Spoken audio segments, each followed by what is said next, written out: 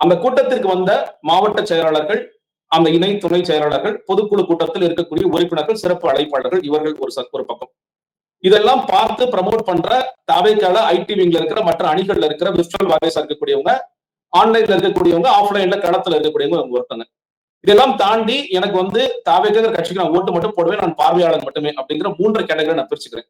இதுல நான் சொன்ன முதல் கேட்டகரி, அதாவது அந்த பொதுக்குழு கூட்டத்தில் உறுப்பினர்களாக நிர்வாகிகளாக இருப்பவர்களும், இந்த விர்ச்சுவல் வாரிசா இருக்கிறவங்களும் உண்மையிலேயே ஆதவ் அர்ஜுனாவை இன்னும் ஒரு பொதுச் செயலாளராக ஏற்றுக்கொண்டு விட்டார்களா என்று கேட்டால் அதுவே நான் இல்லைன்னு சொல்லுவேன்.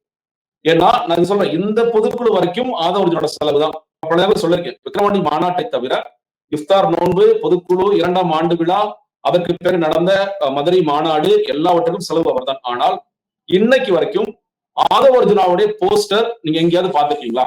பொதுக்குழுக்கு நிறைய போஸ்டர்ஸ் எல்லாம் அடிச்சிருப்பாங்க, சென்னை முழுக்க ஒட்டிருப்பாங்க, நம்ம பார்த்திருப்போம். ஏதாவது ஒரு இடத்துல சின்னதா ஒரு ஸ்டாம்ப் சைஸ்ல ஏதாவது போஸ்டர் பார்த்திருப்பீங்களா? பார்க்கவே மாட்டீங்க. ஏன்னா இன்னொன்னு, ஆதவ அர்ஜுனா வந்து ஒரு மாநிலத்துல போன் பண்றாரு, போன் பண்ணி இந்த மாதிரி நான் ஊருக்கு வரப்போறேன், ஒரு ஈவெண்ட்டுக்கு வர்றேன்.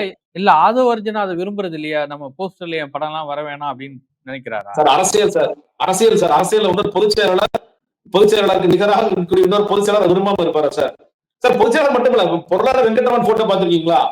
இல்ல அதற்கு அடுத்த இருக்க ராஜசேகர் தலைமை செயலாளர் செட் ப்ராப்பர்ட்டி ஒருத்தர் வச்சிருப்பாங்க, அவர் போட்டோ பாத்திருக்கீங்களா? இம்ரான் தகிரா போட்டோ பாத்திருக்கீங்களா? இல்ல அதற்கு அடுத்த இருக்கு புஷியானது ரொம்ப தெளிவா இருப்பார்.